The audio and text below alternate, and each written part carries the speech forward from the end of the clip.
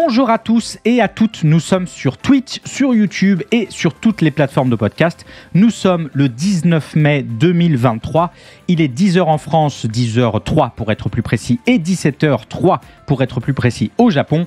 Et nous sommes ensemble comme tous les vendredis de 10h à midi pour un nouvel épisode de Soft Power, la matinale pop culture hebdomadaire engagée dans laquelle on fait un point critique sur l'actualité de la semaine passée, embrassant notamment politique culturelle, conditions de production et de distribution et histoire de gros sous. Et on parle de tout ça en écoutant de la musique d'animé dont les références sont affichées pour celles et ceux qui suivent l'émission en vidéo, même si la semaine dernière ça avait bugué dans tous les sens. Une émission très très musicale cette semaine, puisqu'on va revenir, je l'avais promis sur les réseaux sociaux, sur l'affaire qui a secoué le monde de la culture japonaise ces derniers jours, avec les excuses officielles apportées par la présidente de la Johnny's & Associates pour les allégations d'agression sexuelle contre son défunt fondateur Johnny Kitagawa. On va parler des Daft Punk avec la sortie de l'édition 10e anniversaire de leur album Random Access Memories. On va également faire un tour du côté de la Corée du Sud pour parler d'un nouveau single produit par l'entreprise HYBE qui nous en dit long sur comment l'industrie de la K-pop lorgne du côté de l'intelligence artificielle générative. Encore elle. On va évidemment revenir sur l'Eurovision 2023 qui a encore cette année été suivi par pas moins de 160 millions de curieux et de curieuses. Mais on ne parlera pas que de musique, puisque je vous parlerai entre autres un petit peu de Fondation, la série. Je vous parlerai également du rapport entre YouTube et le cinéma. Mais avant tout, je vous propose de commencer ce nouvel épisode de Soft Power. Et c'est votre mission, si vous l'acceptez, par la bande-annonce d'un film à 290 millions de dollars de budget qui nous rappelle que même à Hollywood, on peut être et avoir été sans que votre carrière, elle, s'autodétruise en 5 secondes. Nos vies sont la somme de nos choix.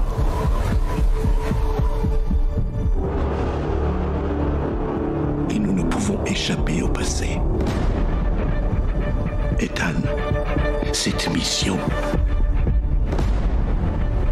risque de vous coûter très cher.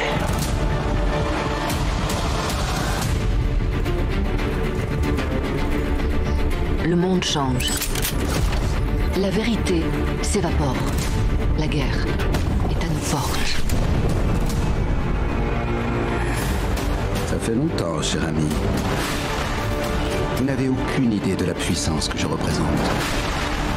Qui connaît votre histoire, qui en connaît la fin.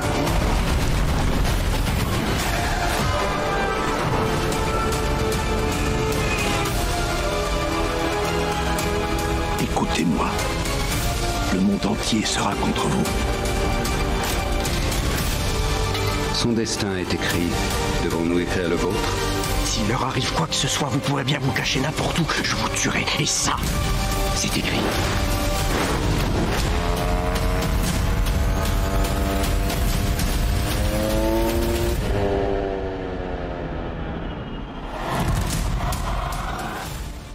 Cours Tom, cours, la caméra est par là. Nouvelle bande-annonce pour Mission Impossible Dead Reckoning Partie 1, le prochain épisode des aventures cinématographiques d'Ethan Hunt, toujours interprété par Tom Cruise et toujours réalisé et produit par Christopher McQuarrie. Mission Impossible Dead Reckoning Partie 1, c'est le 7e Mission Impossible sur grand écran. C'est la suite de l'excellent Mission Impossible Fallout de 2018, la scène des toilettes. Et c'est aussi la première partie d'un diptyque puisque le second film Dead Reckoning, partie 2, sortira quant à lui le 28 juin de l'année prochaine. Le film est toujours porté par cette tête d'affiche qu'on connaît bien, Tom Cruise bien sûr, Tom Cruise ensuite, Tom Cruise aussi au casting, il me semble. Mais pour être un peu plus sérieux quelques secondes, on retrouvera à ce casting Simon Pegg, Rebecca Ferguson, Vanessa Kirby, Ving Rhames, qu'on a été habitué à voir dans les précédents films, mais aussi Henry Czerny qui reprendra son rôle d'Eugène Kidrich du premier film, Hayley Atwell et Esai Morales qui sera l'antagoniste de cette première partie. Première partie d'un film qui d'ailleurs nous racontera la mission la plus dangereuse à ce jour pour Ethan Hunt et son équipe qui devront traquer une nouvelle arme terrifiante qui menace toute l'humanité avant qu'elle ne tombe entre de mauvaises mains, c'est-à-dire exactement comme dans tous les autres films. Et puis blablabla, bla, course contre la montre, et ça fait tududu, et ce nouvel opus ne compte pas trahir l'esprit des épisodes précédents, à plus forte raison que cette bande-annonce prend de grands airs de fin de saga. Si comme moi vous êtes amateur des anciens films, vous aurez sans doute remarqué qu'elle enchaîne des scènes qui font référence en permanence aux 6 autres productions Mission Impossible. La scène de poursuite automobile à Rome rappelle celle de Paris de l'épisode Fallout, la course en travelling celle de Mission Impossible 3 réalisée par J.J. Abrams, la scène du désert celle du 4e film, la scène du train est très clairement un énorme appel du pied au premier épisode, et le fait de retrouver Henry Czerny au casting en rajoute encore. Une fin de saga potentielle, donc mise en place sur 2 films et musicalement illustrée par de nouvelles compositions de Lorne Balfe qui avait déjà officié sur l'épisode Fallout, pour un tournage de la partie 1 Dead Reckoning qui s'était très vite apparenté lui-même à une mission impossible, et pour cause, il devait commencer le 20 février 2020 à Venise, mais paf, le Covid, on a tout arrêté. Pendant ce temps, les répétitions des cascades commençaient en Angleterre, mais paf, le Covid, on a tout arrêté là aussi. La production avait dû négocier avec tout un tas de pays pour obtenir une tonne de passe-droit pour pouvoir continuer la mise en œuvre du tournage d'un des films les plus chers de l'histoire du cinéma et le plus cher de la franchise Mission Impossible, et ça a été octroyé en dents de scie, ce qui fait que la production a sans cesse été stoppée, redémarrée, stoppée, redémarrée, occasionnant, vous l'imaginez bien, d'énormes surcoûts et une énorme pression sur l'entièreté du staff. Et vous savez déjà que je vais vous remettre un extrait de l'enregistrement audio devenu rapidement célèbre de Tom Cruise aboyant sur 2 membres de l'équipe de production qui n'avaient pas suivi les procédures sanitaires mises en place sur le tournage. Allez, c'est pour la postérité.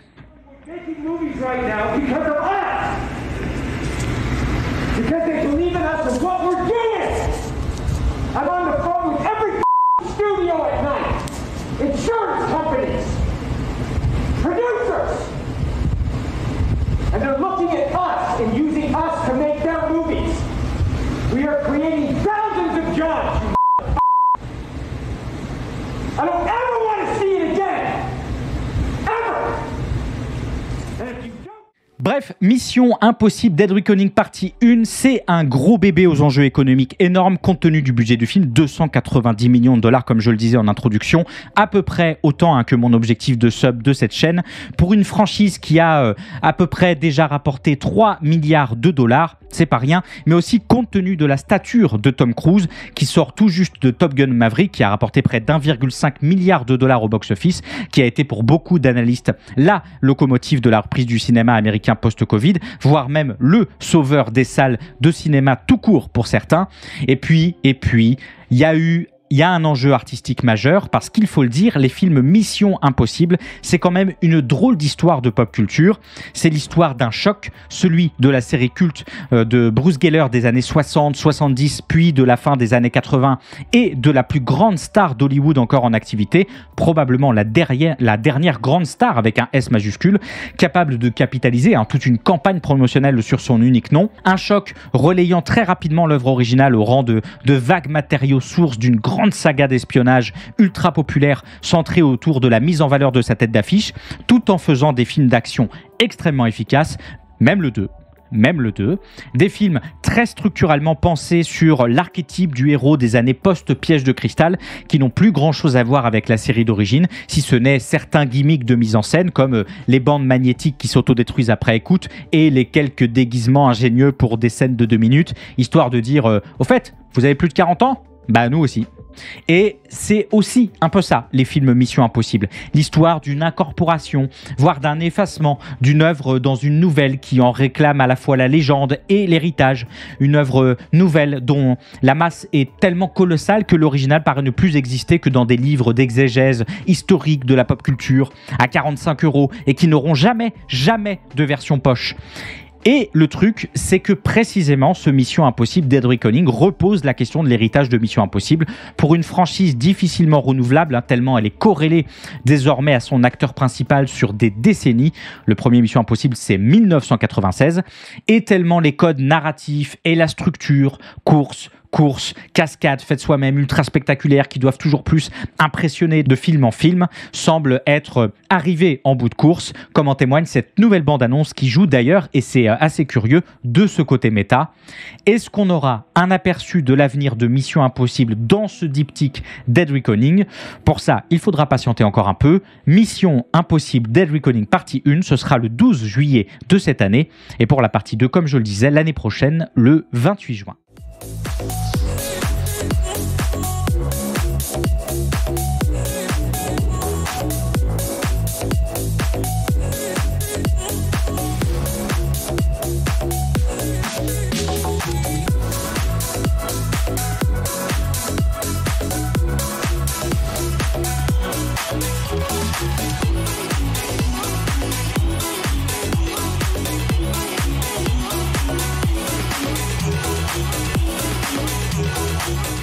Samedi dernier, la finale de la 67e édition du concours Eurovision s'est tenue à la M&S Arena de Liverpool au Royaume-Uni.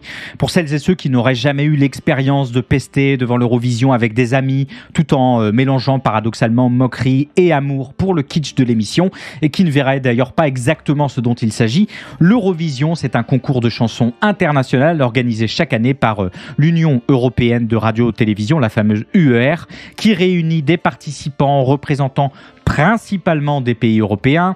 Chaque pays envoie une chanson généralement originale, tout le détail est dans les adverbes, à interpréter en direct à la télévision et à la radio, et les pays concurrents attribuent des points aux 10 chansons qu'ils préfèrent en fonction des avis d'un groupe de professionnels de la musique et du public du pays. Et vous l'aurez compris, la chanson qui reçoit le plus de points est déclarée gagnante de l'édition. Chaque année, même si on adore tous et toutes collectivement critiquer le programme, et à raison, il faut rappeler que l'Eurovision est l'un des plus anciens concours de musique télévisés au monde, puisqu'il tourne depuis 1956, et c'est sans aucun doute le plus important au monde. Je rappelle à ce titre que plus de 160 millions de téléspectateurs du monde entier avaient déjà regardé le concours l'année dernière. C'est 50 millions de plus que le Super Bowl américain, c'est dire. Amérique ou par ailleurs, l'Eurovision commence à faire des incursions après des décennies de résistance culturelle. L'événement rassemble donc des millions de téléspectateurs chaque année, qui se rassemblent évidemment par chauvinisme, bien sûr, mais aussi par curiosité de découvrir les nouvelles couleurs, les nouvelles idées kitsch, la variété des genres musicaux, les performances scéniques et les effets spéciaux assez surréalistes le plus souvent, qui ont fait au fil des années le sel du programme, et d'autant plus ces dernières années que les impressions sont partagées sur les réseaux sociaux en direct. C'est dire si cette édition 2023 était attendue elle aussi, d'autant plus que pas mal d'enjeux se bousculaient au portillon, des enjeux techniques, tout d'abord, notamment en ce qui concerne la question de l'autorisation des voix préenregistrées, une mesure qui avait été prise pour faciliter la participation des pays qui ne pouvaient pas se déplacer ou qui devaient continuer à respecter des mesures sanitaires strictes les années précédentes. Et cette édition 2023 a confirmé cette possibilité d'utiliser ces fameuses voix préenregistrées. Un enjeu technique aussi en ce qui concerne la question du système de vote, puisque des irrégularités, un mot assez doux pour parler de tricherie, avaient été relevées dans les votes des jurys de 2022, ce à quoi l'édition 2023 a répondu en éliminant la place du jury en demi-finale pour favoriser uniquement le télévote. Un enjeu technique aussi toujours chaque année quant à l'identité visuelle. Quelle image donner en 2023 dans une période géopolitique compliquée pour un événement qui a toujours été vendu comme le « on s'aime tous par la musique ».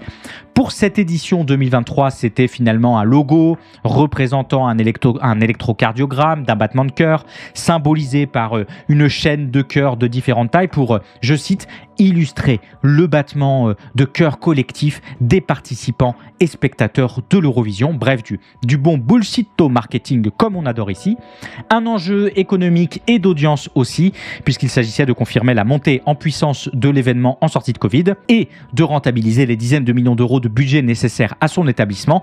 Et c'est chose faite, puisque l'UER nous confirme qu'à nouveau, comme l'année dernière, plus de 160 millions de personnes ont regardé l'événement cette année. Samedi soir, la chaîne France 2 est d'ailleurs arrivée en tête des audiences avec 3,5 millions de téléspectateurs, soit 25,6% de part d'audience, ce qui est 300 000 spectateurs de plus que l'édition 2022, c'est colossal, à plus forte raison que l'événement a également été diffusé cette fois-ci en direct sur YouTube et sur TikTok. Un enjeu, puisqu'il faut le dire, un enjeu de soft power, évidemment, puisqu'il s'agit pour chaque pays d'être représenté selon des critères que chacun sélectionne précautionneusement en fonction de ce qu'il veut montrer, de sa culture.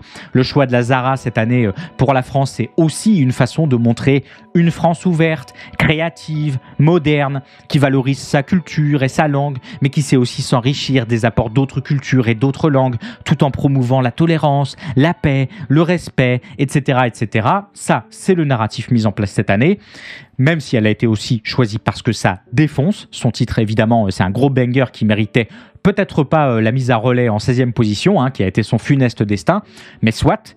Même si récemment des rumeurs traînent quant au fait qu'il y avait eu l'ordre à France 2 de ne pas gagner l'Eurovision pour ne pas avoir à organiser un événement beaucoup trop coûteux l'année suivante. Allez savoir si c'est sérieux ou juste une manière de se dédouaner dans la défaite. Et puis, je voulais vous en parler un petit peu. Il faut bien le dire, un enjeu géopolitique tout à fait particulier cette année.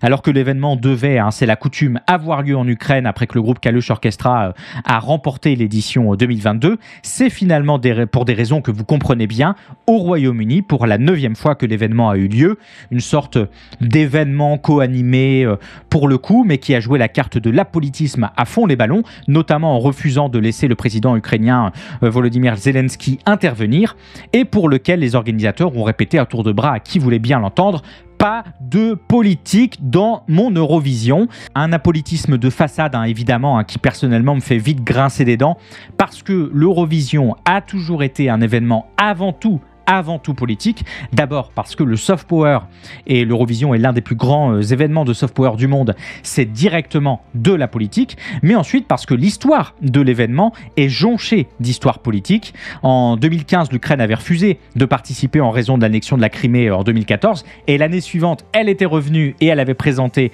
la chanson 1944 de Jamala, un titre qui évoquait la déportation de Staline de la minorité tatare de Crimée. Pas de politique dans mon Eurovision.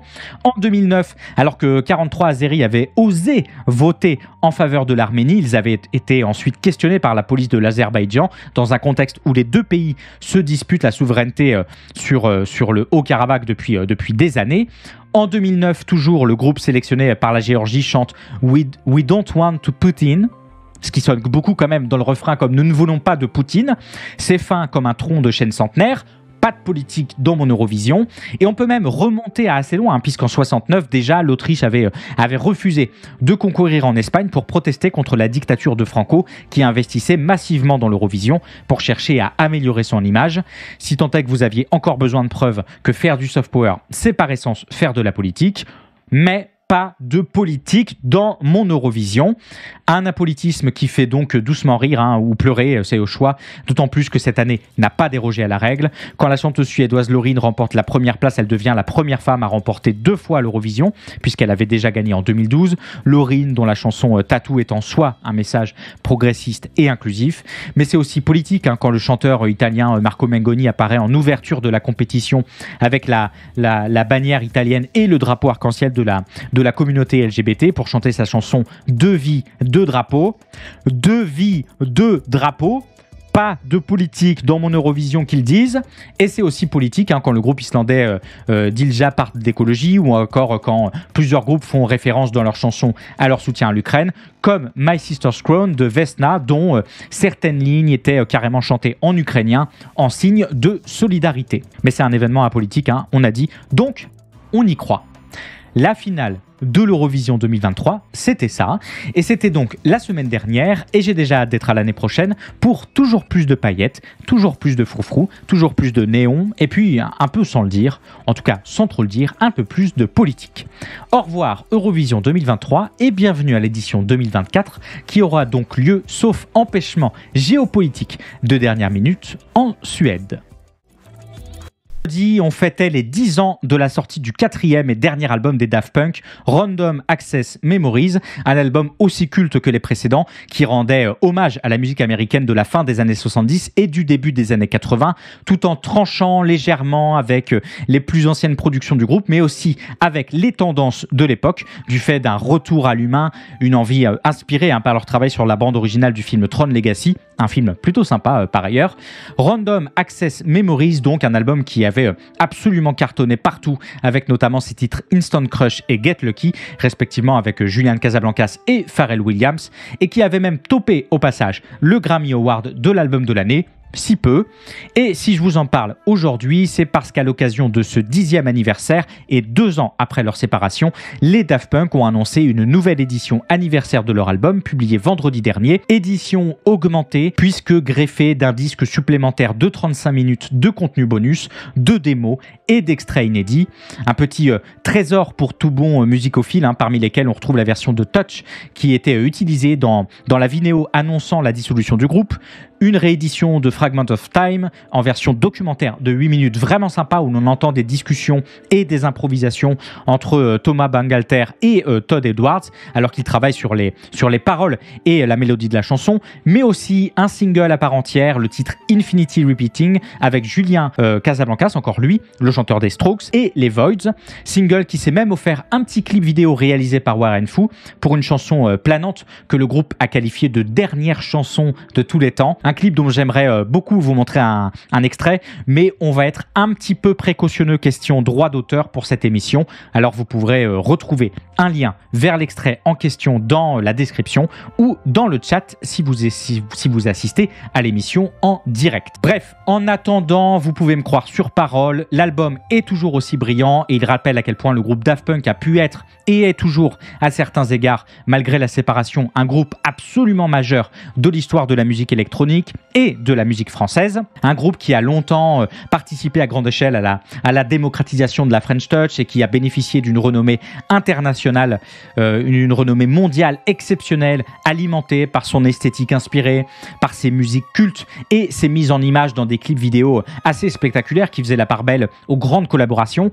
On peut se souvenir du brillant Around the World de Michel Gondry, One More Time de Leiji Matsumoto ou Da Funk de Spy Jones, entre autres. Des clips extrêmement travaillés qui rappelaient à chaque diffusion à quel point le groupe était lui-même à la croisée des genres et empreint de pop culture jusqu'au bout des platines, en référençant Phantom of the Paradise, La Tour Infernale, l'entière œuvre de Scorsese, mais aussi en portant des masques et des casques qui leur ont permis de jouer avec les codes de la science-fiction et du futurisme, aussi présents d'ailleurs dans leur musique, ou encore en composant la bande originale du film Tron Legacy, ou en produisant Interstellar 5555, entre autres. Et c'est en amalgamant et en intégrant toute cette pop culture qui se sont fait aussi le relais pour les générations à venir, et aujourd'hui encore, d'un soft power français ambitieux, fortement aidé par leur sociologie, ça c'est évidemment, mais surtout d'un héritage culturel immense au confluent de cultures diverses. Random Access Memories, réédition pour le 10e anniversaire, c'est sorti vendredi dernier, et cette fois, il semble que c'est vraiment fini, aux futures générations, de réintégrer tout ça. Et d'ailleurs, puisque je vous parlais des Daft Punk, s'ils étaient encore là, je me demande quels avis ils auraient sur les problématiques actuelles qui touchent le monde de la culture, et notamment par exemple sur les IA génératives. Ah bah non, attendez, ça en fait, on sait déjà. J'ai l'impression... on parle du mythe d'Icare à un moment dans ce spectacle. Qui se brûle les ailes. Il se brûle les ailes. Dédale, le père d'Icare, lui fabrique des ailes avec de la cire et des plumes et le met en garde en fait sur cet outil qu'il lui fabrique et la manière dont il va pouvoir l'utiliser. Dédale, Icare monte et il est complètement grisé et il finit par se rapprocher un peu trop près. Donc je pense que avec toutes ces technologies, c'est vraiment la manière effectivement dont on peut y réfléchir, se réguler, intégrer le maximum d'éthique et de philosophie dans toute cette approche. Il faut réguler, vous pensez ? Après, d'un point de vue philosophique. Est-ce que je vais profiter de cette transition fumeuse pour basculer sur la news intelligence artificielle générative de la semaine? Absolument. Est-ce que j'ai des scrupules à le faire aussi grossièrement? Absolument pas. Ce lundi, le géant du divertissement sud-coréen HYBE, dont on avait déjà parlé il y a quelques temps puisqu'il gère notamment le très populaire groupe BTS, a annoncé les débuts d'un nouvel artiste, Midnight, l'alter ego du chanteur Lee Yoon, créé par incorporation de l'intelligence artificielle. Vous êtes pas prêts pour cette news, les gens. Et quoi de mieux pour bien débuter et lancer une nouvelle carrière qu'un premier single intitulé Masquerade, produit conjointement par le label Big Hit Music et la filiale de technologie des médias interactifs de la société HYBE IM, présenté comme le premier morceau multilingue produit en coréen, en anglais, en japonais, en chinois, en espagnol et en vietnamien.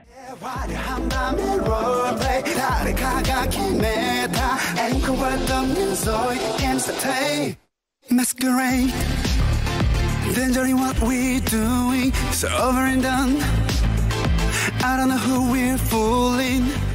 Une prouesse technique pour laquelle l'intelligence artificielle générative a travaillé à Bâle, notamment sur des données de prononciation de locuteurs natifs appliqués au morceau pour, nous dit-on, affiner davantage la prononciation et l'intonation de l'artiste qui a quand même dû faire l'effort encore nécessaire pour le moment de chanter dans 6 langues différentes. Une intelligence artificielle produite par Supertone, une start-up que HYBE a acquise en février 2021 pour la modique somme de 32 millions de dollars dans le but, nous dit le communiqué de presse, d'offrir aux fans de musique du monde entier une expérience musicale qui dépasse les limites physiques de la K-pop. Je n'ai aucune idée de ce que ça veut dire, mais ce que je comprends bien en revanche, c'est l'intérêt pour des ayants droit d'avoir la main mise sur un même morceau dans différentes langues, dont chaque itération conserve la voix et la qualité de l'original, et ce dès le jour 1 de la mise à disposition du single. Vous voulez par exemple Freddie Mercury qui chante en coréen, mais servez-vous!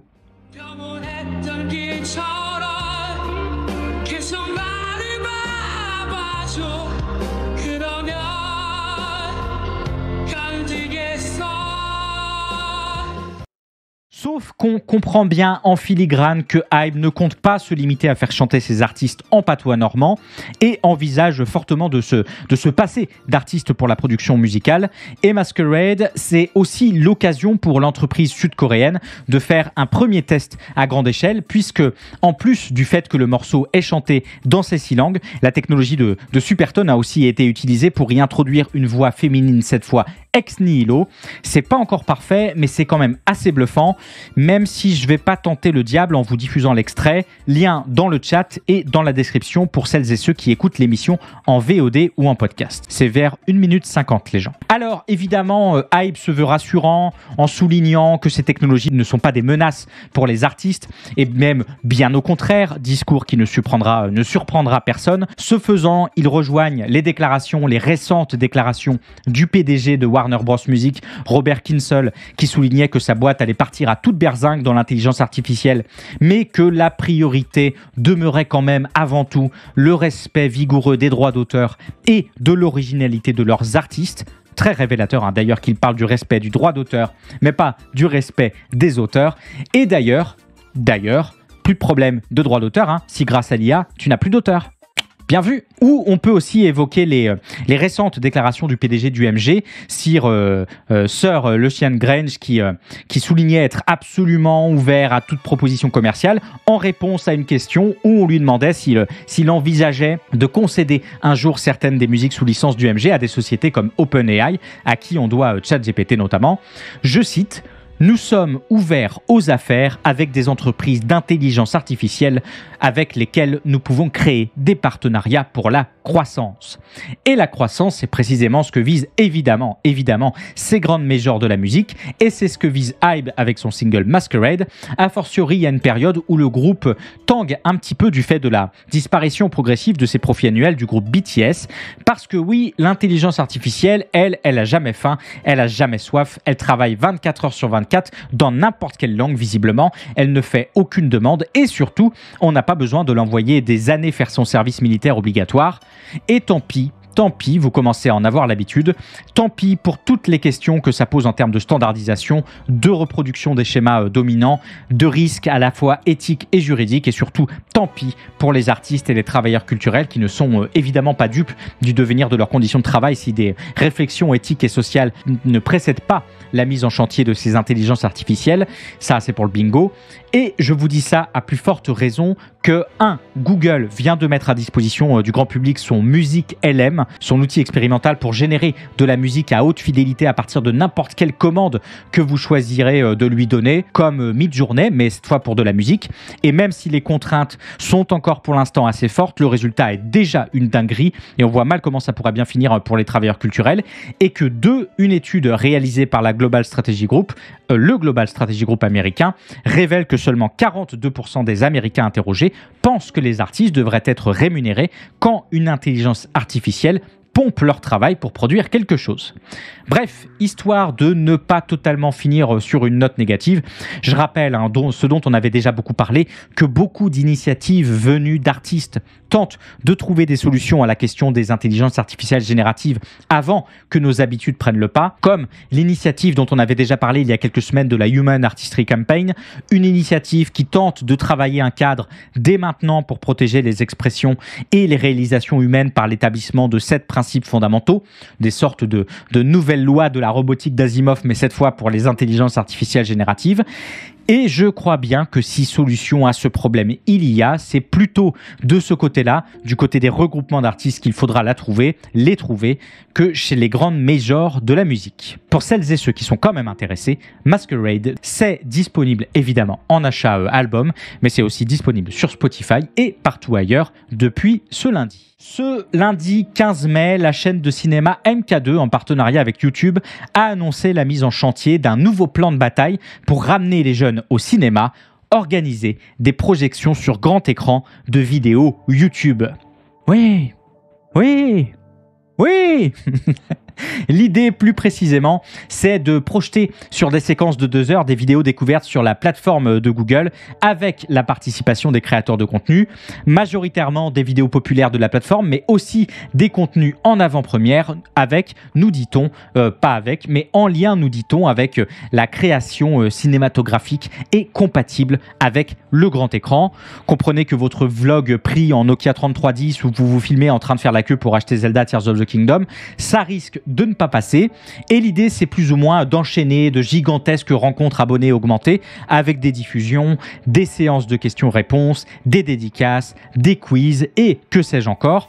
Une collaboration entre MK2 et YouTube qui sonne comme une évidence pour Elisha Karmitz, le directeur général du groupe MK2, puisque, je le cite, « Nous ne considérons pas le cinéma et YouTube comme 2 mondes opposés, mais plutôt comme des industries créatives complémentaires. » Parce que c'est bien sûr l'évident lien artistique entre ces 2 mondes qui a justifié cette collaboration, ça, on n'en doute pas une seconde, mais c'est une collaboration malgré tout qui fait sens à un moment précis de la culture audiovisuelle, à une époque où, comme le souligne Justine Rist, la directrice générale de YouTube France, les créateurs et les critiques cinéphiles sur YouTube sont devenus des acteurs clés dans la promotion de la cinéphilie et la découverte des œuvres, à une époque aussi où 62% des 18-35 ans ont déclaré pour une étude Ipsos que regarder un contenu à propos d'un film sur YouTube leur donne envie de le regarder, et à une époque surtout où le public du cinéma est vieillissant, où la majorité des entrées est désormais réalisée par les seniors,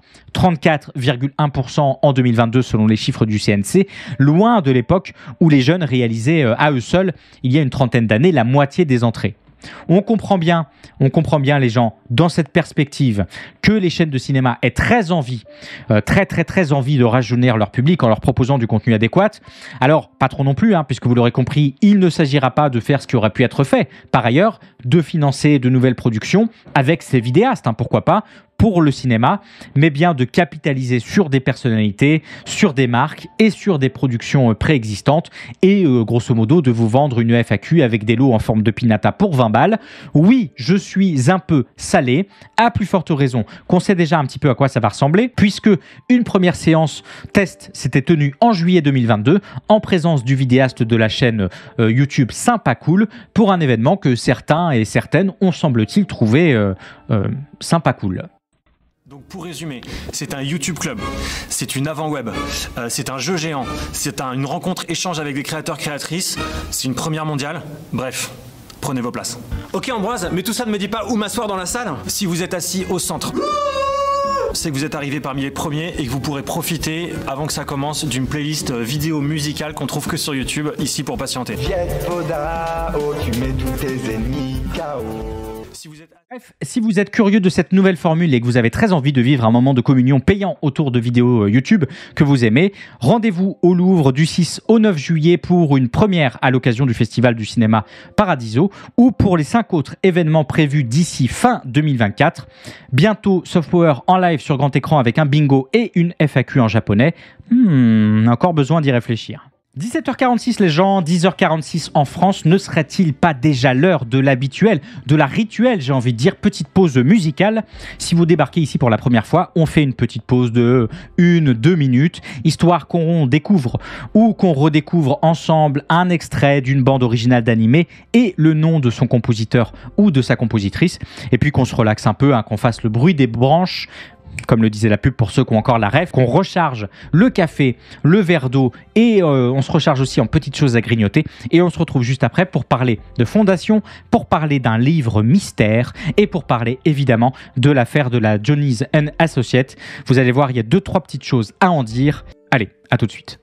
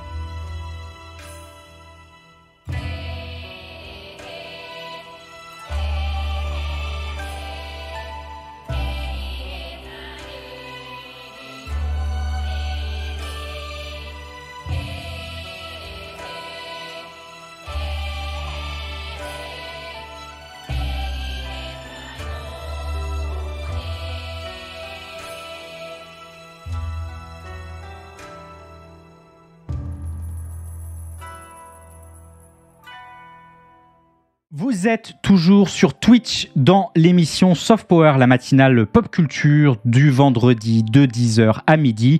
Si l'émission vous plaît, vous pouvez apporter votre soutien financier en passant sur la page Patreon qui est dans la description des podcasts et de la VOD. Un soutien financier qui, aussi minime soit-il, me permettrait d'envisager à moyen et à long terme la pérennité de l'émission pour ces prochaines années et pourquoi pas de lancer certains projets simultanés. Par exemple, un Soft Power spécial Japon qui serait mensuel et qui m'a été demandé plusieurs fois et qui commence à me titiller un petit peu l'esprit. En tout cas, pensez-y si vous avez les moyens. Si la page Patreon vous fait un peu peur, vous pouvez aussi vous tourner vers un petit sub ou un petit prime sur Twitch. Ça fait pas de mal et c'est important. Et pour celles et ceux qui viennent d'arriver et qui souhaiteraient rattraper les premières news, vous pouvez retrouver l'émission en format podcast sur Spotify, sur Apple Podcast, sur Google Podcast, sur Deezer, bref, partout. Et si l'émission vous plaît, n'hésitez pas à mitrailler d'évaluations positives, ce qui aide énormément Soft Power à avancer dans les recommandations. pouvez également retrouver évidemment, bien sûr, l'émission en VOD sur YouTube, sur la chaîne Lex Tutor VOD. Et puis, le plus important, vous pouvez venir faire coucou ici et assister à l'émission en direct tous les vendredis sur Twitch de 10h à midi et en profiter pour follow la chaîne. Vous venez d'entendre un extrait de la très chouette bande originale de Jolin, la princesse de neige et de sang, qui parle d'un Japon ahistorique dans une version revisitée de l'ère Meiji, où s'affrontent le gouvernement et une organisation dissidente.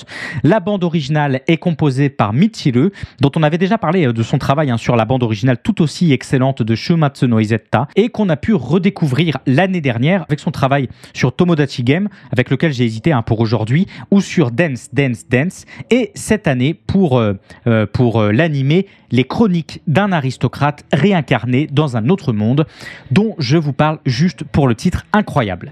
Michiru, dont je vous invite évidemment une nouvelle fois à découvrir le travail.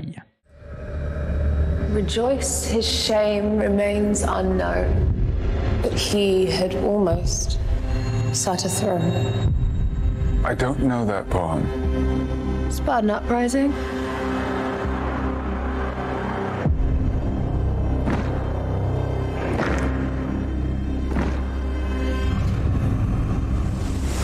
Over 100 years ago, Harry Sultan stood where you are now. He claimed he could establish a foundation to read the future and shorten a coming age of darkness. Can they read the future? There are things happening here that you don't understand. It's time. Empire and a reckoning.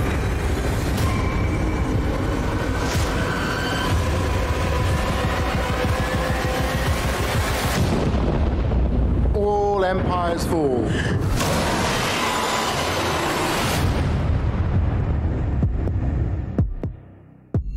La semaine dernière a été diffusée la première bande-annonce de la saison 2 de la série Fondation chez Apple TV, une série adaptée un peu vaguement de l'œuvre culte, et c'est un euphémisme, le cycle de Fondation d'Isaac Asimov. Après une première saison dont l'ambition n'avait d'égal que l'ennui que j'ai ressenti devant les épisodes en me demandant si c'était pas les fondations d'une bonne nuit de sommeil qui me manquaient et auquel le titre faisait écho, les showrunners David S. Goyer, le scénariste des trilogies Blade et Dark Knight, et Josh Friedman, le scénariste de La Guerre des Mondes pour Steven Spielberg, reviennent pour une deuxième saison qu'on nous promet cette fois, comme en témoigne la bande-annonce, un poil plus rythmée, un poil plus tendu que la première, dont tout n'était pas à jeter non plus, puisqu'elle disposait au moins d'un vrai sens de la dramaturgie, ce qui est une denrée rare ces dernières années pour des productions de ce calibre. Cette saison 2 se déroulera donc dans la lignée de l'esprit de l'œuvre originale, plus d'un siècle après la première saison, alors que la dynastie des Cléons est sur le déclin. On retrouvera au casting Jared Harris dans le rôle de Harry Seldon, on retrouvera Lee Pace dans celui des Cléons, on retrouve Lou Lobel dans celui de Gal Dornick, on retrouvera Léa Hervé dans celui de Salvor Hardin, ou encore Laura Bim dans celui d'Eto Demerzel. Et puis on retrouvera surtout ce qui est désormais mon unique raison de suivre la série, l'ineffable travail de Bear McCreary à la bande originale, ce qui vaut toutes les bonnes raisons du monde. C'est comme quand vous avez Keanu Reeves au casting, c'est pareil. Et je dois bien dire que j'ai du mal à ne pas trouver ça un peu dommage, encore que je tempère assez vite, l'œuvre originale n'ayant jamais été aussi disponible que maintenant, mais un peu dommage quand même, évidemment, parce que j'aurais vraiment aimé avoir une grande série capable de coucher sur le médium audiovisuel, une œuvre qui a beaucoup participé à forger mon parcours culturel, et ensuite parce que si Fondation est considérée à juste titre comme un des textes les plus importants de la science-fiction, c'est une œuvre qui n'a jamais vraiment joui d'un statut pop culturel comparable à celui de Star Wars ou de Star Trek, et pourtant, on imagine mal Star Wars sans Fondation, on n'imagine évidemment pas Star Trek sans Fondation, puisque Gene Roddenberry, le créateur de la série originale Star Trek, disait avoir inventé sa série pour amener plus de gens vers Fondation. Et puis sans Fondation, évidemment pas de Dune, Frank Herbert n'ayant jamais masqué son apparente filiation. Comme beaucoup d'œuvres de SF à l'époque, Fondation était d'abord née dans les pages des magazines pulp, ces magazines de publication pas chères et de mauvaise qualité, puisqu'imprimés sur papier à base de pulpe de bois, avant d'être rassemblés dans une trilogie de romans entre 1951 et 1953. Et son succès critique et commercial avait rapidement amené de nombreux producteurs à tenter d'adapter l'œuvre sur différents supports, et notamment sur grand ou petit écran. En 1998, New Line Cinema avait déjà dépensé 1,5 million de dollars pour essayer de développer une version cinématographique de la trilogie de Fondation. En vain, poussant le studio à vite se tourner vers une autre franchise, un truc un peu obscur qui commence par Le Seigneur et qui finit par Des Anneaux, dont l'œuvre originale, le livre de Tolkien, avait d'ailleurs perdu face à Fondation pour le prix Hugo de 1966 de la meilleure œuvre de tous les temps. Ça, c'est ce qu'on appelle un retour de bâton. En 2008, New Line avait retenté le coup par leur société Unique Pictures pour le compte de Warner Bros. Mais ils se sont fait siffler les droits par Columbia Pictures qui s'était empressé d'engager Roland Emmerich pour réaliser le tout. Ce qui est probablement le truc le plus stupide que j'ai lu depuis des mois lorsque j'ai préparé cette news. Et pourtant, j'en ai lu des discours d'Olivier Dussopt parce qu'il faut se dire que Roland Emmerich, c'est Independence Day, c'est Godzilla, c'est 2012 et je crois que je préfère encore que Fondation s'arrête là définitivement et qu'on n'en entende plus jamais parler. C'est tout aussi bien comme ça. Et puis les droits ont roulé 2 ans après. C'est finalement Dan Harper qui est mis sur le projet, mais ça n'aboutit pas. Encore, c'est HBO qui récupère les droits la même année, possiblement pour une série écrite par Jonathan Nolan, alors en poste sur Westworld, sauf que plus rien. C'est Skydance Television en 2017, mais là encore, rien non plus.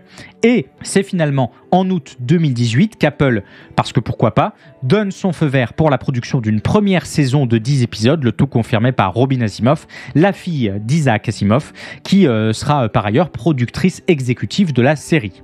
Une série au budget colossal, je le disais donc, pour le plus grand projet jamais tourné en Irlande, histoire de répondre à la hauteur de la série Dune qui est prévue pour la plateforme Max, mais aussi à la série Le Seigneur des Anneaux et à la série La Roue du Temps sur Amazon, et puis surtout pour devenir en soi le fer de lance, la franchise principale du service Apple TV.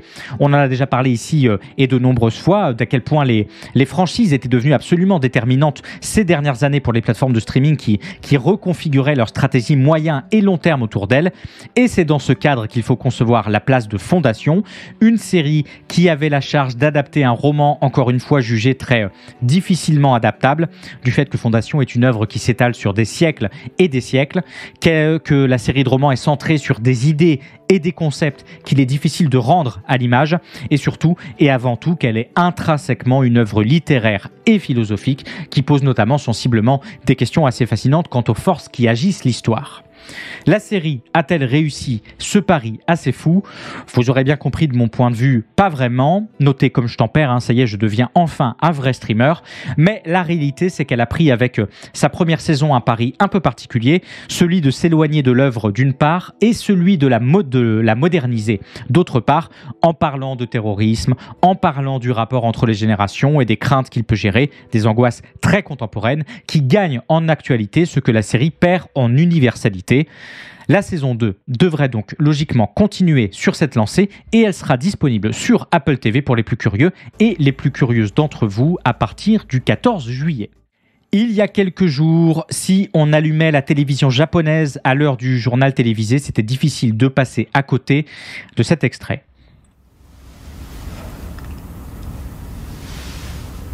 株式会社ジャニーズ事務所代表取締役社長藤島ジュリーでございます。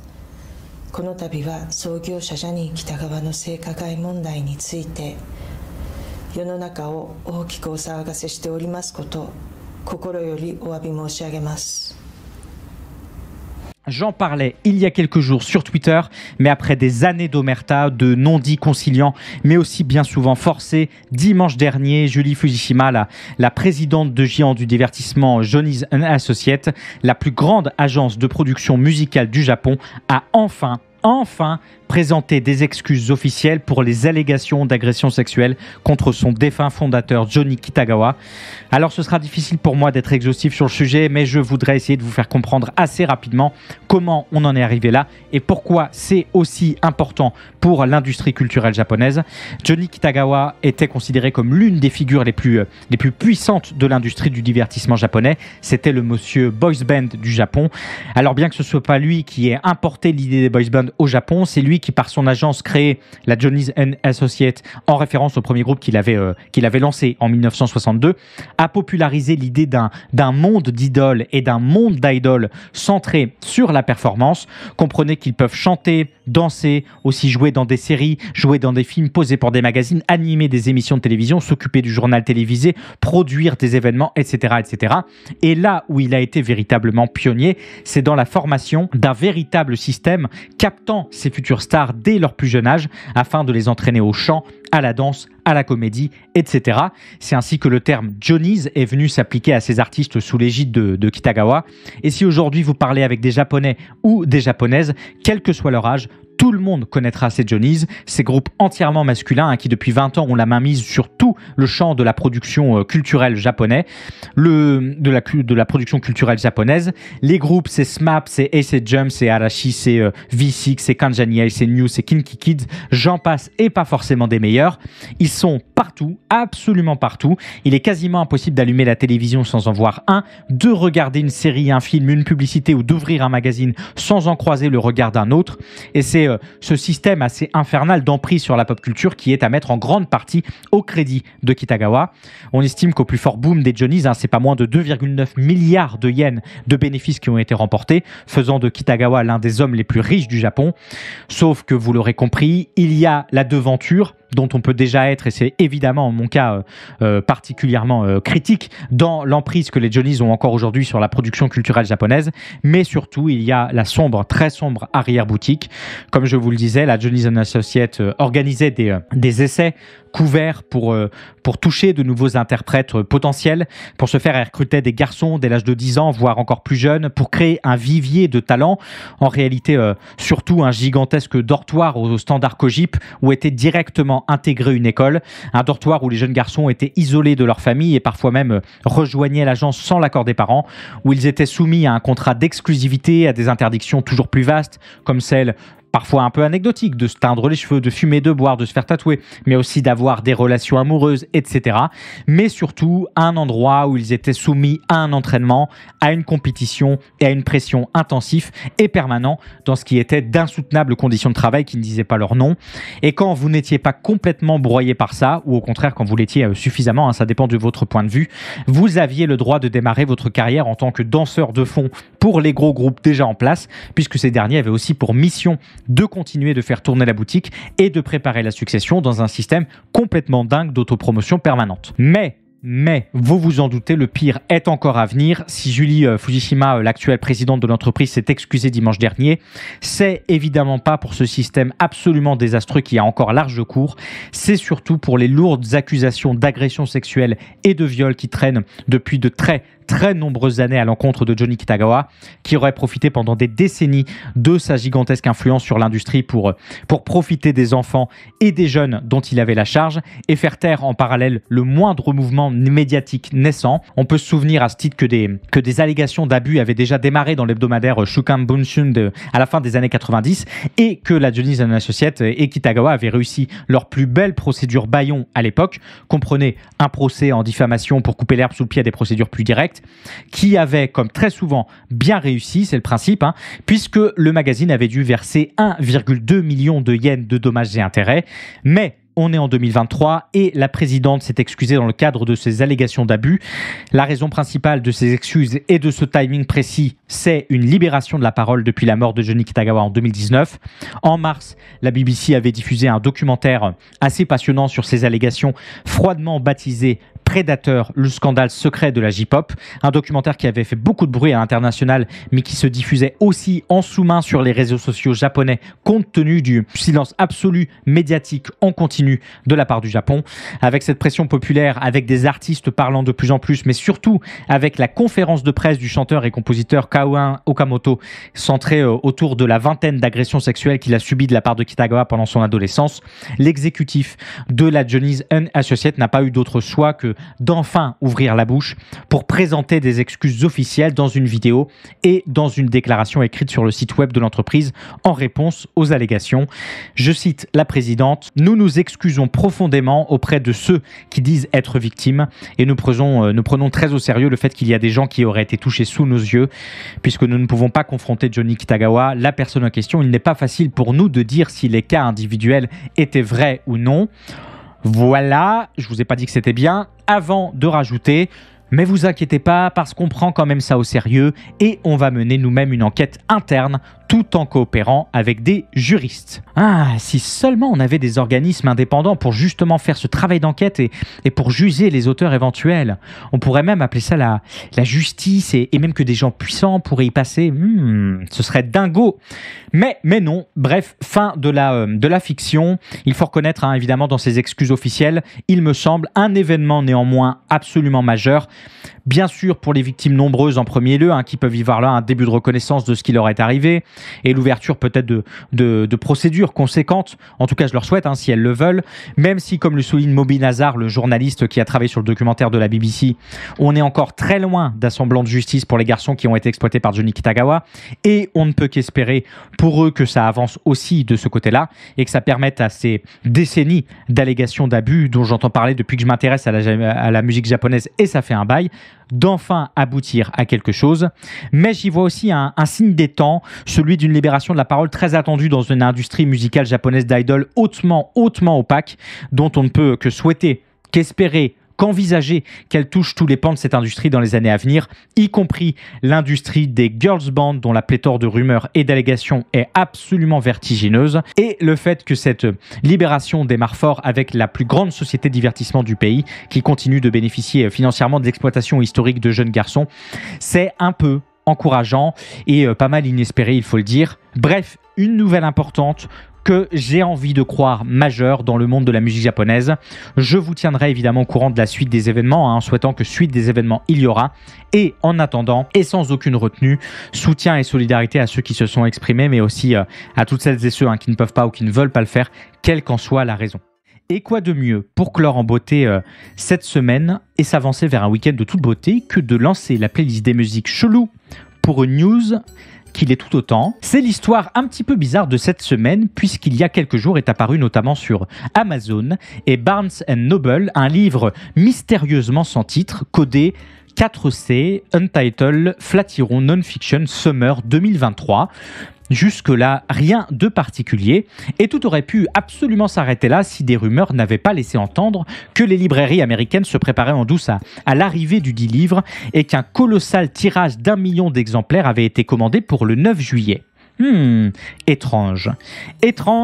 Comme cet email envoyé au libraire par un responsable des ventes de Flatiron, une maison d'édition américaine appartenant au groupe Macmillan, réputée notamment pour avoir publié des livres d'Oprah Winfrey, de Joe Biden ou de Jamie Oliver, un email dans lequel le responsable de chez Flatiron leur demandait de se préparer à un livre à l'attrait mondial et qui aurait une publicité massive. Étrange, numéro 2. Et puis, les fandoms les plus puissants du monde s'en sont mêlés. L'auteur et le sujet du livre devaient être révélés originellement le 13 juin prochain et il n'en fallait pas plus aux fans de Taylor Swift, oui, pour déterminer qu'il s'agissait en réalité des mémoires de la chanteuse, puisque vous comprenez, le 13, c'est le numéro préféré de Taylor Swift, et qu'en plus, le livre compte 544 pages, 5, 4, 4, 5 plus 4 plus 4, 13, la boucle est bouclée, a fortiori que la sortie du livre le 9 juillet coïncidait mystérieusement avec la sortie du prochain album de Taylor Swift, Swift Speak Now, et tous les astres semblaient parfaitement alignés. Sauf que, Sauf que nos détectives en herbe n'étaient pas seuls sur le coup, puisque s'est joint à la petite sauterie le fan club le plus puissant du monde, celui de BTS, le groupe de K-pop, bientôt le groupe militaire, me dit-on dans l'oreillette que j'ai pas, puisque 13, c'est aussi la date du 10e anniversaire du premier single de BTS, No More Dream, et que 544 pages, 544, 5 plus 4 plus, vous avez compris, tout le monde est arrivé à la même conclusion, a fortiori, une fois de plus, que la sortie du livre prévue pour le 9 juillet coïncide cette fois avec le 10e anniversaire de la journée de la BTS Army, le nom donné aux fans du groupe BTS. Bon, et il n'en fallait pas plus que pour que de la rencontre entre ces deux fandoms colossaux naissent des spéculations et des espoirs qui ont fait de ce livre mystère un best-seller, simplement un best-seller en l'espace de quelques heures, raflant toutes les premières places sur les librairies en ligne, y compris chez le patron de cette émission, Amazon. J'adore ce que vous faites. Mais cette croisade de fandom pour l'obtention du Graal ne pouvait pas durer et la maison d'édition Flatiron Books a dû prendre la parole officiellement plus tôt prévu pour lever le mystère. Et c'est, je vous spoil, un point pour Gryffondor, puisqu'il s'agira en réalité d'un livre sur BTS. Beyond the Story, 10 Years Record of BTS, c'est un livre écrit par le journaliste Myung-Sok Kang avec les 7 membres du groupe. Un livre entre des mémoires et de longues interviews fleuves qui fera office de pot de départ pour les membres du groupe qui s'enrôlent les uns après les autres pour le service militaire, même si le groupe nous promet et promet aussi aux actionnaires de Hybe qui commencent à paniquer, un grand retour d'ici 2025. Tant pis pour cette fois pour les fans de Taylor Swift. Une petite news comme ça là, qui nous rappelle à quel point les fandoms peuvent être en soi de puissants moteurs culturels, de soft power donc. À plus forte raison que si je vous parle des Swifties et de la BTS Army, capables de mobiliser des millions de personnes à travers le monde pour faire connaître et apprécier la musique de Taylor Swift et celle de BTS en utilisant les réseaux sociaux, les plateformes de streaming, les radios, les podcasts, les blogs, les forums, les fanfictions, quoi d'autre, les fanarts, les vidéos, les hashtags, les challenges, les flashmobs, les manifestations, les dons caritatifs et tout ce que vous pouvez imaginer d'autres. Des engagements qui au fil des années ne se sont pas limités à la défense de leurs artistes, loin de là, puisque les fandoms agissent, vous savez que je défends cette idée depuis un petit moment, comme d'énormes incubateurs de socialisation et de politisation. À ce titre, on peut se souvenir de l'énorme impact de la BTS Army en ligne pour couler le hashtag White Lives Matter en l'inondant de vidéos de K-pop et de même d'artistes accompagnés de messages antiracistes. On peut se souvenir, et j'en ai déjà parlé ici, du rassemblement de Tulsa de Donald Trump qui s'était retrouvé devant un stade quasiment vide puisque la BTS Army avait massivement investi dans la réservation de places et évidemment n'avait pas fait le déplacement. Et puis plus généralement, on peut se souvenir que les Swifties et la BTS Army avaient fait des dons à des organisations qui défendent les droits des personnes noires, qu'ont été également lancées des campagnes pour planter des arbres, pour aider des enfants défavorisés, pour collecter des fonds pour la recherche médicale ou encore aider à financer des bourses d'études pour les femmes. Et c'est à coût de centaines de milliers de dollars que ça s'est passé.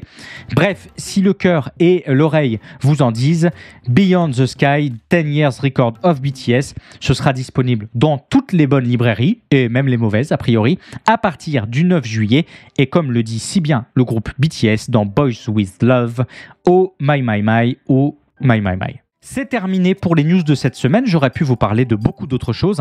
C'était une semaine assez riche, comme je le disais en introduction, sur tous les fronts de la pop culture. J'aurais pu évidemment parler jeux vidéo avec la sortie tonitruante de The Legend of Zelda Tears of the Kingdom, dont on a appris avant-hier que le jeu s'était écoulé à 10 millions d'exemplaires en l'espace de 3 jours, ce qui en fait de facto l'un des meilleurs lancements de l'histoire de Nintendo, le meilleur lancement de la franchise Zelda et de très loin, et probablement l'événement, même si je m'avance un peu, l'événement jeu vidéo de l'année.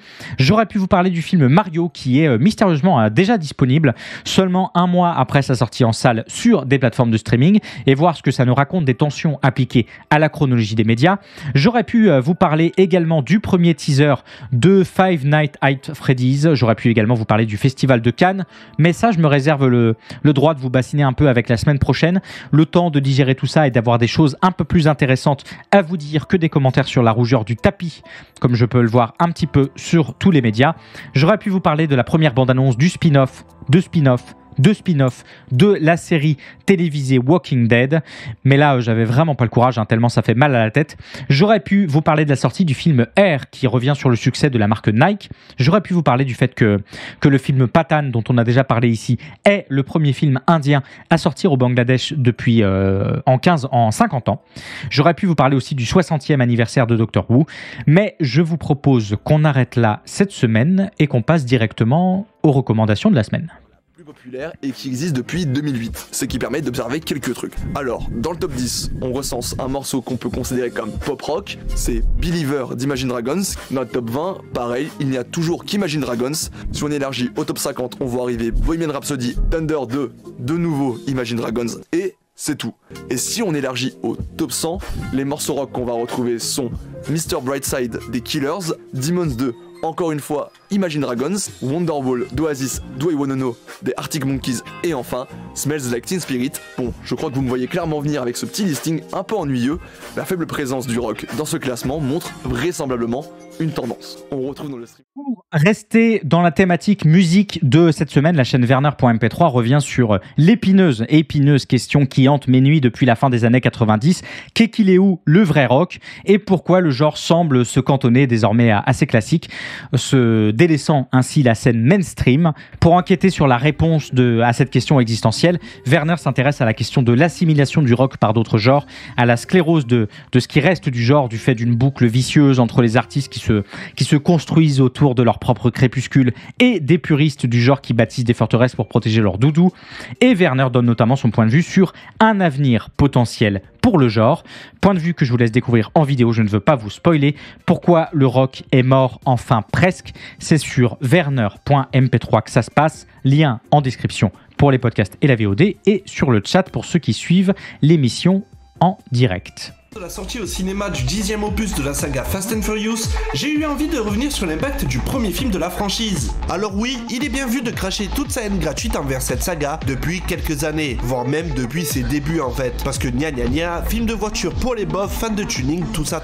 Mais la 4-7 de décibels, tu fais claquer un coup et c'est tout. Alors qu'on soit clair, oui c'est un environnement au premier abord très mascu, pas très écolo-friendly et tout, mais ça va un peu plus loin que ça. Et si Fast and Furious n'a pas inventé grand chose, tout est dans Point Break. Tout. Et que le scénario n'était pas son principal attrait, il a quand même su mettre en avant toute une sous-culture importante pour une partie de la jeunesse de son époque. Et rien que le fait de... Dans cette vidéo, la chaîne S-Modi revient sur la saga Fast and Furious dont le 10e opus est sorti en salle ce mercredi.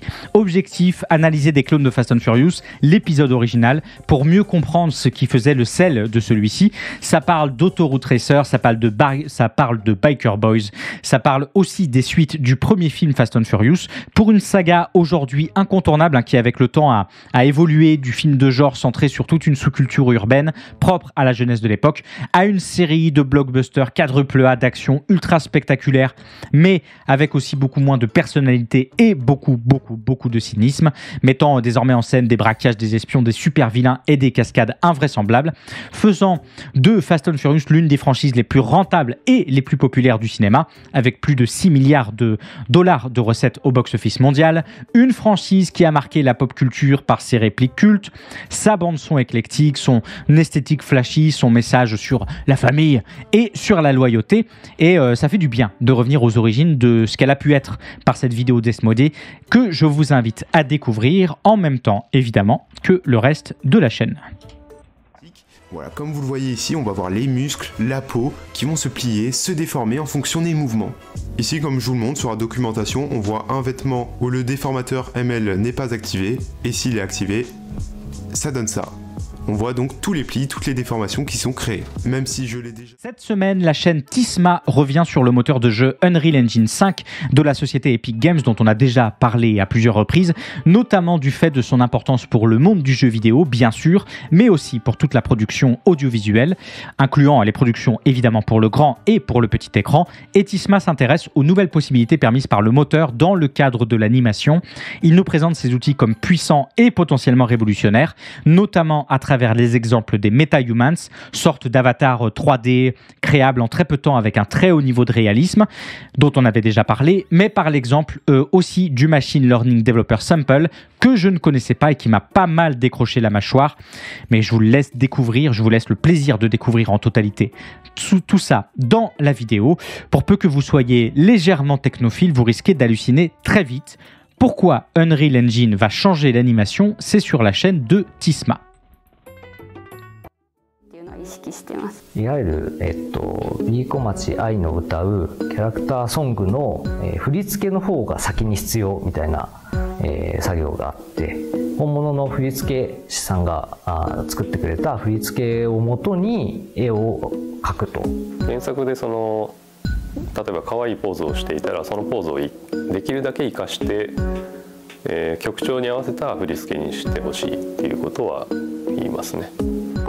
Pour la dernière recommandation de la semaine, je voulais vous recommander une série de vidéos un peu particulière puisqu'il s'agit de vidéos en japonais sous-titrées en anglais, comme vous avez pu l'observer, ou en français, désormais avec les fameuses options YouTube, qui reviennent sur les processus créatifs mis en œuvre dans l'élaboration d'un des animés les plus populaires du moment, Oshinoko, basé sur le pitch assez curieux de la réincarnation de deux fans d'une idole en ses enfants jumeaux après leur mort. Oui, mais l'animé est bien plus intéressant que ce que laisse augurer son point de départ. L'animé est produit par le studio Doga Kobo et est diffusé depuis le mois dernier. Et le studio a décidé de suivre en vidéo certaines étapes du processus créatif. Et dans ce second épisode sorti avant-hier, l'équipe revient sur le rapport complexe entre le manga original et l'animé, notamment en ce qui concerne l'interprétation des scènes, pour pouvoir ensuite les adapter à la grammaire d'un nouveau médium, mais aussi à des questions techniques pures, comme comment on fait pour avoir des chorégraphies crédibles dans un animé qui parle d'idol, comment on choisit le style, comment on s'occupe du compositing, bref, tout un tas de questions honnêtement passionnantes, très peu souvent mises en vidéo, ce qui fait de ce matériel une rareté, et évidemment une rareté à voir de toute urgence. Et je vous double recommande l'épisode 1 et l'épisode 2, Oshinoko Behind the Scene, c'est sur YouTube que ça se passe. Voilà, c'est la fin de ce Soft Power, une émission qui s'est déroulée sans accroc, comme dirait l'autre. Je vous retrouve évidemment la semaine prochaine, vendredi prochain de 10h à midi, heure française, sur Twitch. Et si vous avez manqué des news ou que vous voulez les réécouter, vous pouvez retrouver l'émission d'aujourd'hui et toutes les précédentes dès aujourd'hui en format podcast un peu partout, sur Spotify, sur Google Podcast, sur Deezer, sur Apple Podcast, mais aussi en VOD sur YouTube normalement dès demain, sur la chaîne Lex Tutor VOD. Lien dans le chat et évidemment en description. Abonnez-vous s'il vous plaît, vous êtes 3,5 sur la chaîne de VOD. Et parce que ça ne coûte pas moins cher de le rappeler, si l'émission vous plaît, sachez qu'elle me demande un travail de recherche et de construction très important et que vous pouvez me permettre de me dégager quelques heures supplémentaires en soutenant l'émission sur Patreon, dont le lien est en description, ou en vous abonnant à la chaîne Twitch évidemment. Vous pouvez bien sûr follow la chaîne, venir en live le vendredi, mettre des pouces bleus, des étoiles, des points de jury, ce que vous voulez, tout ce qui peut aider l'émission à être connue. On n'oublie pas évidemment la morale de la journée, pas de politique dans mon Eurovision. Allez, merci à toutes celles et ceux qui ont suivi Soft Power aujourd'hui. On se retrouve comme d'habitude la semaine prochaine, vendredi 10h pour la 14e. Allez, ciao!